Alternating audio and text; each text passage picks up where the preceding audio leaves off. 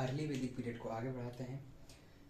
Previous video में political organisation जो कि राजनीतिक तथ्य था अर्ली वैदिक पीरियड में, उस समय काल में अर्ली वैदिक पीरियड में जो भी जिस तरह का पॉलिटिकल ऑर्गेनाइजेशन था उसके बारे में बात कर लिए थे। Next we are talking about social life means सामाजिक जीवन।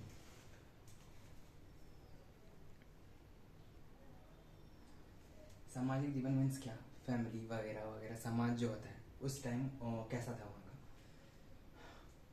इकाई से शुरू करते हैं स्टार्टिंग से। पैट्रियार्कियल सोसाइटी, हिंदी अर्थ होता है पितृसनात्मक समाज। मीनिंग क्या हुआ इसका? पैट्रियार्कियल सोसाइटी का मतलब होता है उस वक्त जो है ऐसा जो होता है पुरुष प्रधान समय, मतलब पुरुष प्रधान क्या बोल सकते जीवन, वैसा ही मतलब कंट्रोल बाय मैन, ऐसा समाज था जिसको मैन कंट्रोल करता था, जो कि अभी भी होता है। मीन्स अभी कुछ ज़्यादा ही होता है, तब उतना नहीं था, बट था तो कंट्रोल बाय मैन ही, मतलब मैन जो है कंट्रोल करता था सोसाइटी को। तो पैट्रियार्कियल सोसाइटी उसी को बुलाया था जो मैन द्वारा कंट्रोल किया जाए। और फैमिली जो था वो बुनियादी इकाई था। मीन्स जितना चीज़ बताए थे, विलेज, गन, जन, जो भी है, यदि देखने जाए तो घर बनाने का सबसे मूल इकाई क्या होता है? ईंट होता है। उसी तरह से पूरे सोसाइटी का सबसे मूल इकाई, बुनियादी इकाई फैमिली था। और उसका जो हेड होता था, एक फैमिली का जो हेड होता था, जो कि अभी भी क्या होता है वहाँ का उसका जो सबसे एल्डर मीन सबसे बुजुर्ग जो व्यक्ति होता है वो उस फैमिली का हेड था। और उस टाइम में जो है मोनोगोमी था। मोनोगोमी का मतलब होता है, आई थिंक मोनोगेमी हो, मोनोगेमी क्रॉस चेक कर लीजिएगा। मोनोगेमी का मतलब एक व्यक्ति एक शादी कर सकता था, इसी को बोला जाता है मोनोगेमी। लेकिन ये चीज राजा के केस में थोड़ा अलग था। जो किंग था वो पोलोगेमी फॉलो करता था, मीन्स एक से ज्यादा शादी कर सकता था। एंड उस टाइम में चाइल्ड मैरिज की बाल विवाह नहीं था। बहुत इंपॉर्टेंट है, पूछा भी गया है। नो चाइल्ड मैरिज, बाल विवाह अर्ली वैदिक पीरियड में नहीं था। ये अर्ली वैदिक पीरियड है। बाद में लेटर वैदिक पीरियड में ये सब चीज ना बहुत ही बदलेगा। अभी जो चीज है वो बेटर लग रहा होगा, बाद में बहुत चीज खराब हो गया था। तो बाल खराब है, अच्छा हम लोग को हिस्ट्री में नहीं देखना है, जो तथ्य है वही पढ़ना है, उसको जज नहीं करना है कि तब क्या था नहीं, बाकी बस फैक्ट पे ध्यान देना है।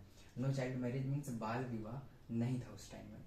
तो नहीं था मतलब शादी प्यूबर्टी के बाद। प्यूबर्टी का मतलब होता है जब कोई गर्ल ऐसे उसका बॉडी डेवलप हो जाता है कि वो एक गर्भ धारण कर सकती हो, उसको बोला जाता है प्यूबर्टी एज। मतलब उसका बॉडी पार्ट्स ऐसे ऐसे डेवलप हो जाता है जिससे कि वो प्रेगनेंसी अफोर्ड कर सकती हो, ऐसा कोई बायोलॉजिकल प्रॉब्लम ना हो, तब बोला जाता है कि वो प्यूबर्टी एज में आ चुकी है।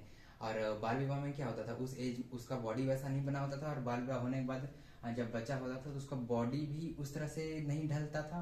मीन्स हेल्थ इशू, बेबी भी प्रॉब्लम, बहुत तरीके बायोलॉजिकल चीज। आई थिंक समझ में आ गया हो कि शादी जो है प्यूबर्टी के बाद होता था।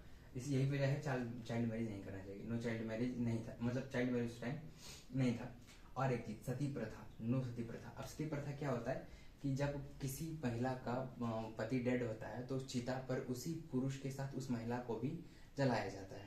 ये होता था सती प्रथा, जो कि इस एज में ये होता है सती प्रथा, बट इस टाइम में अभी तक नहीं आया है। वैसे नो सती प्रथा। महिला का स्थान समाज में कहाँ था? महिला का जो पोजीशन है, वोमेन्स पोजीशन समाज में, वो कहाँ था? समान मीन्स ऊपर था कि नीचे था, या फिर कोई अधिकार नहीं था? ऐसा है ना, जैसे कि एक टाइम में गर्ल्स के लिए सबको लड़ना पड़ता है। इसका रीजन क्या है कि महिला को अधिकार कम मिलता है। तो क्या इस टाइम ऐसा था? नहीं। महिला का स्थान के समाज में कैसा था? समान अधिकार मीन्स इक्वल राइट था। समान अधिकार मीन्स सभी सभा, समारोह, समिति में शामिल होने का अधिकार था ही लोगों को, गर्ल्स को। और यहाँ तक का वेद पढ़ने का भी अधिकार था। और वोमेन जो है, ये इसका पता इस तरह से चलता है कि ऋग्वेद में ना कई सारी कवि महिलाएं हैं, मीन्स वोमेन पोइट्स, वोमेन कवि हैं बहुत सारी, ऋग्वेद में मेंशन है। जैसे कि अपाला, विश्ववरा, घोष, लोपामुद्रा, ये सब नाम है जो कि पोइट्स थी वोमेन। लोपामुद्रा को ब्रह्मावादिनी भी कहा जाता है। ऋग्वेदा में लिखा हुआ है कि अपाला और विश्ववरा ने बिना पुरुष की मदद के यज्ञ भी किए हैं। इसका मतलब क्या है कि लोग इंडिपेंडेंट थी, पुरुष पर निर्भर नहीं। ऐसा नहीं था कि लोगों का अधिकार नहीं था, यज्ञ कर रही है बिना पुरुष के हेल्प के, ऐसा मेंशन भी है। अपाला और विश्ववरा इंपॉर्टेंट है। ये था महिला का जो पोजीशन है वो। अब देखते हैं वर्णा सिस्टम। वर्णा सिस्टम डिवाइडेड था कलर बेस्ड। कलर बेस्ड वर्णा सिस्टम मीन्स वर्ग, जो अभी के टाइम में है, आगे समझ में आ जाएगा। ये 4 फुट में 4 भाग में डिवाइडेड था। पुरुष सूक्ता में मेंशन है। ऋग्वेदा में एक मतलब हिंदुइज्म का एक आता है तथ्य जिसको पुरुष सूक्ता बोलते हैं। पुरुष सूक्ता में मेंशन है, पुरुष सूक्ता से लिया गया है कि कि ब्राह्मण को बोला जाता था कि ब्राह्मण जो वर्ण है वो माउथ से निकला है।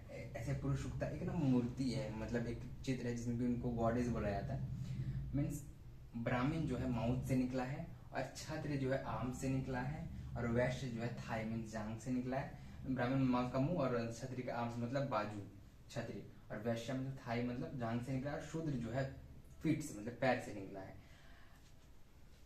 और ये कोई कठोर सिस्टम नहीं था, इसको हमको और डिफाइन करना पड़ेगा, इसको एक अलग ही हम नेक्स्ट में और डिटेलिंग में देंगे।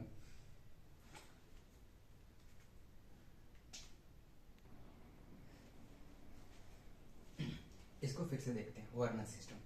एक्चुअली वर्ण सिस्टम वेद में पुरुष सूक्त जो है एक ये है, मतलब बोल सकते हैं कविता या फिर मंत्रों का समूह है लिखा गया।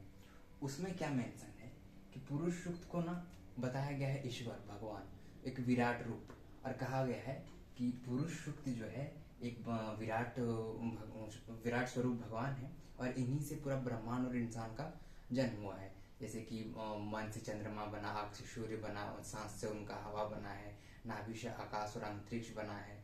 ऐसा वो चीज़ यहाँ मेंशन है वर्ण सिस्टम। और वैसे ही तो वर्ण के बारे में क्या लिखा है कि उनका बॉडी पार्ट से वर्ण सिस्टम है। मीन्स जैसे शरीर को चलने के लिए पूरा बॉडी का एक एक पार्ट्स का जरूरत पड़ता है, वैसे ही समाज को चलाने के लिए हर एक अंग का मतलब कैसे जरूरत है उसको डिवाइड कर दिया गया। जैसे कि माउथ से डिवाइड कर दिया ब्राह्मण को, मीन्स ब्राह्मण को ज्ञान और वगैरह देंगे जिससे समाज को ज्ञानी बनेंगे और आगे बढ़ेंगे।